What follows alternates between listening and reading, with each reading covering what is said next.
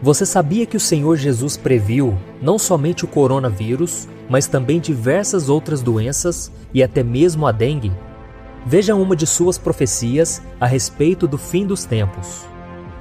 Haverá grandes terremotos, fomes e pestes em vários lugares, e acontecimentos terríveis e grandes sinais provenientes do céu. Viu só como essa profecia de Jesus sobre o futuro está se cumprindo? E você pode estar pensando, mas pastor, essas tragédias sempre aconteceram na humanidade. Sim, é verdade. Mas se nós formos analisar, nas últimas décadas elas têm aumentado cada vez mais, principalmente em relação às pestes. É lógico que antigamente a quantidade de vítimas era muito maiores, pois a medicina não era avançada, as pessoas não tinham noções de higiene e nem conhecimento sobre como combater as pestes. Além disso, o mundo não era globalizado como é hoje, onde as pessoas recebem notícias de última hora sobre tudo o que acontece e com isso podem se prevenir e se preparar para uma catástrofe. Vamos ver algumas pestes que atingiram o planeta Terra nas últimas décadas. Ebola. Os principais surtos dessa doença ocorreram ao longo dos anos 1970, no meio da década de 1990 e entre 2000 e 2001, sempre na África. Segundo a Organização Mundial de Saúde, mais de 1.800 pessoas foram contaminadas e cerca de 1.200 morreram. SARS. Esse vírus é muito parecido com o coronavírus, uma epidemia de síndrome respiratória aguda grave. Entre novembro de 2002, quando os primeiros casos foram registrados na China, e setembro de 2003, a doença afetou mais de 8.400 pessoas, causando mais de 900 mortes. Gripe aviária. Causada pelo vírus influenza do tipo H5N1, a gripe aviária gera os mesmos sintomas de uma gripe comum, porém mais intensos. Segundo a Organização Mundial de Saúde, entre 2005 e 2011, foram registrados 555 casos dessa gripe no mundo, com 324 mortes. Gripe suína. Essa doença teve os seus primeiros casos registrados em 2009 e também foi considerada uma pandemia, ou seja, houve casos simultâneos de pessoas infectadas em todo o mundo. Sem contar ainda o Zika vírus, que surgiu de 2014 a 2016, matando milhares de pessoas, e também a dengue, que vem crescendo drasticamente ao redor do mundo. Por isso devemos olhar para as profecias de Jesus e entendermos o tempo em que estamos vivendo, pois todas essas tragédias são sinais claros da volta dele e por isso devemos estar preparados. É claro que ficamos tristes e preocupados com o que pode acontecer, pois a Bíblia diz que toda a criação geme e sofre dores de parto à medida em que o tempo do fim vai se aproximando. Sabemos que desde que o pecado entrou, esse mundo está debaixo de maldição, e por isso devemos colocar a nossa fé em Jesus Cristo, que venceu todas as coisas e nos garantiu uma morada no céu. Sabemos também que esse momento em que estamos vivendo é apenas o início das dores, e que infelizmente as coisas tendem a piorar, pois as pessoas não querem buscar a Deus e retirar das suas vidas o pior vírus que existe, o pecado.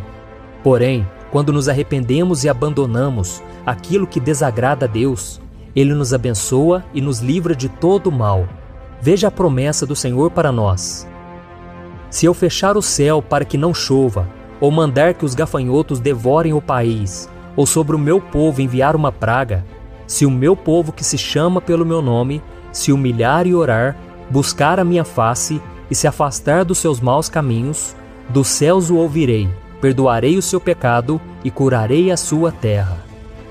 Isso mostra que a oração e o arrependimento são extremamente importantes, principalmente nesses tempos difíceis. Mas também não podemos deixar de tomar precauções em relação ao coronavírus. Eu sei que muitos cristãos têm ignorado as recomendações de evitar locais com grande número de pessoas, de lavar as mãos frequentemente, porque elas dizem que no Salmo 91 está escrito que Deus nos protegerá de pragas, inclusive desse coronavírus. Mas devemos também nos lembrar que o próprio Satanás usou deste salmo para tentar enganar Jesus durante a tentação no deserto. A Bíblia diz que o diabo levou Cristo até a parte mais alta do templo e mandou que ele se jogasse de lá, já que no Salmo 91 Deus prometeu que enviaria anjos para proteger os seus filhos. E veja qual foi a resposta de Jesus. Então o diabo levou a cidade santa, colocou-o na parte mais alta do templo e lhe disse: Se você é o Filho de Deus, jogue-se daqui para baixo, pois está escrito: Ele dará ordem a seus anjos a seu respeito, e com as mãos eles o segurarão, para que você não tropece em alguma pedra. Jesus lhe respondeu: Também está escrito: Não ponha à prova o Senhor, o seu Deus. Por isso nós devemos fazer como Jesus, e não tentar a Deus, ao achar que não precisamos fazer a nossa parte. Mesmo com essa promessa de proteção, é possível sim que o cristão seja infectado por qualquer vírus ou doença, pois somos seres humanos e ainda sofremos as aflições deste mundo. Por isso, não tentar a Deus, nesse caso, significa ser prudente, isto é, seguir as orientações médicas e do governo para evitarmos a contaminação da doença. Afinal de contas, a Bíblia diz que os governantes são ministros de Deus para o nosso bem, ou pelo menos é o que todos deveriam ser. A fé não nos livra de todos os males, ela nos ajuda a superar todas as dificuldades. E certa vez, Jesus ensinou que as chuvas, tempestades e ventos furiosos assolam a casa de todos, bons e maus, tanto dos que têm a casa edificada sobre a rocha, quanto daqueles que edificam sobre a areia. Por isso, não use a sua fé como desculpa para agir com irresponsabilidade e ignorar os riscos que o coronavírus pode trazer a você e a sua família. A Bíblia conta que certa vez, o apóstolo Paulo estava no navio com seus companheiros e uma forte tempestade, que durou vários dias, os colocou em risco de vida. Então Paulo percebeu que os ventos contrários tornariam a navegação ainda mais difícil. E o que ele fez? Ele fingiu que nada estava acontecendo? Não, ele foi prudente e trouxe um alerta a todos. Veja o que ele disse: Senhores, vejo que a nossa viagem será desastrosa e acarretará grande prejuízo para o navio, para a carga e também para as nossas vidas. Mas o centurião, em vez de ouvir o que Paulo falava, seguiu o conselho do piloto e do dono do navio. Paulo era um homem de fé e mesmo assim sabia que sofreria prejuízos. O problema é que o comandante do exército romano não seguiu os conselhos de Paulo e confiou na capacidade do piloto. Então eles decidiram continuar navegando, em vez de parar no porto. E se você continuar lendo essa passagem na sua Bíblia, você verá que um vento muito forte veio até eles e o navio foi arrastado pela tempestade, quase matando a todos. Aprendemos com isso que devemos dar passos de fé sim, mas muitas vezes a fé nos leva a agir com bom senso. Por isso, quando os ventos estiverem contrários, seja guiado por Deus. E não se arrisque dizendo que você tem fé e que nada de ruim pode acontecer com você. Isso não é fé, é arrogância, é colocar Deus à prova. Eu particularmente acredito que essa tempestade em que estamos enfrentando, chamada coronavírus, logo irá passar e viveremos dias mais tranquilos. Porém, não podemos deixar de vigiar em momento algum, pois a vinda de Jesus está muito próxima. Veja o que ele mesmo disse: Como foi nos dias de Noé, assim também será na vinda do Filho do Homem.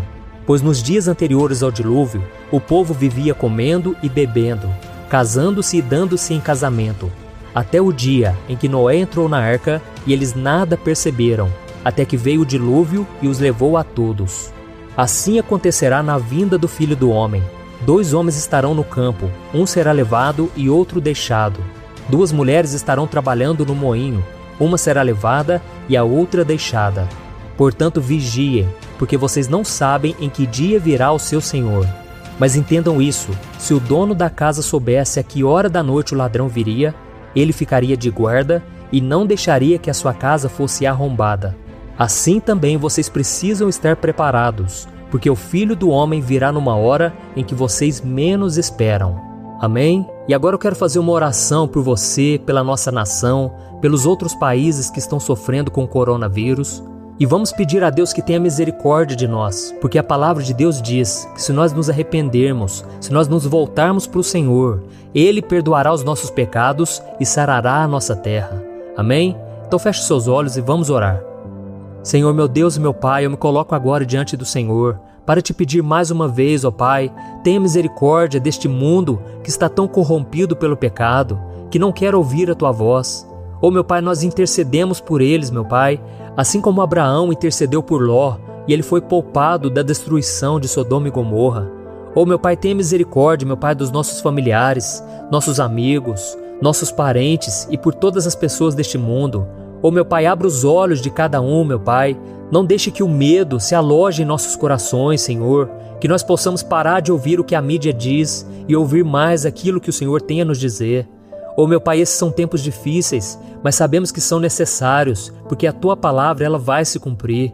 São sinais do fim dos tempos, meu Pai, e nós queremos estar preparados para quando Jesus voltar, nós subirmos com Ele para estarmos eternamente ao lado do Senhor.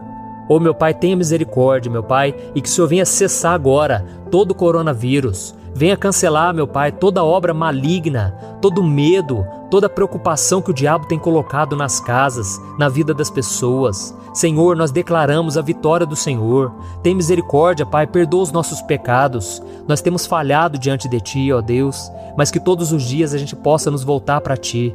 E que o Senhor possa nos usar, meu Pai, para levarmos uma mensagem de esperança, uma mensagem de fé, mostrando que Jesus é a única saída para este mundo em trevas. Porque Ele mesmo disse que Ele é a luz do mundo, e aqueles que andarem com o Senhor jamais andarão em trevas.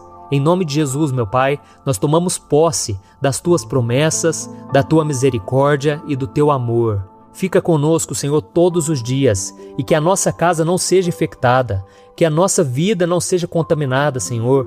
Livra-nos de todo mal, que o sangue de Jesus nos proteja, proteja a nossa família, proteja a todos nós, meu Pai, e que o Senhor venha cancelar esse mal que está vindo sobre nós. Em nome de Jesus, meu Pai, nós cremos na Tua proteção e nós Te pedimos sabedoria, meu Pai, para vivermos cada dia na Tua presença. Em nome de Jesus que eu oro e Te agradeço. Amém. Glória a Deus. Meu irmão, eu sou o pastor Antônio Júnior. Se você gostou dessa mensagem, compartilhe com seus amigos e se inscreva aqui no meu canal. Deus te abençoe.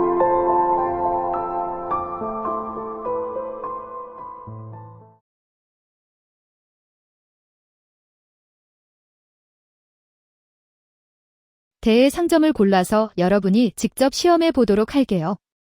보고하러 가기, 오직 당신만이 내 생일에 나를 레이싱 클럽에 초대했습니다. 나에게 데이트 신청한 사람은 내 남자친구이자 룸메이트의 사촌동생, 투의 사촌동생이다. 그러나 그는 마지막 문장을 보내자마자 탄리가 그녀 앞에서 여성이 언급되는 것을 허용하지 않았다는 사실이 갑자기 생각나서 즉시 그것을 철회했습니다. 너무 위험해서 삭제될 뻔했고 너는 묵묵히 계속해서 외쳤다. 휴대폰을 보니 오늘 청산이었는데 3시간 동안 문자 한마디도 안 했네요. 안식홍은 매우 친숙합니다. 그녀는 계속 말을 이었다. 그는 속삭였습니다. 나중에 경주에 가면 절대 이를 갈 것입니다. 오늘 밤에는 서즈데이에게 작별 인사를 하기 위해 여자친구와 함께 있어야 합니다. 저는 비꼬는 말을 하지 않을 수가 없습니다. 제 어린 여자친구가 너무 집착해서 참을 수가 없어요. 보세요. 당신은 이 스타일을 좋아해요. 내 옆에 있는 사람들도 웃고 농담했습니다.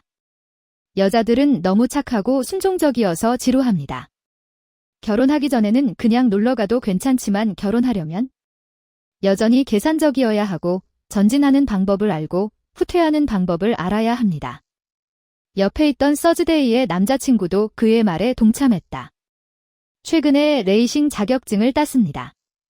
은밀히 부족하고 은밀히 품질이 부족한 경기 후에 원합니다. 차 전복될까 봐 두려워할 정도는 아니고 일부러 나를 피하려고 핑계를 찾으려고 하는 것 같았다. 즉시 공기. 반대로 탐테임은 매우 치열하게 경쟁했습니다. 게다가 화를 내는 것은 극도로 참을 수 없습니다. 이전에는 누군가 의도적으로 차를 강제로 운전했습니다. 결과 그에게 찔려 곧바로 일을 시작했습니다. 원빈의 책은 사가 하나입니다. 너무 많이 놀지 마세요. 투 선생님, 무슨 일이에요? 사촌, 당신은 그 남자, 그 2명의 작은 남자친구 원빈 서즈데이를 걱정하고 있으며 마치 모두가 판사를 바라보고 있다는 것을 암묵적으로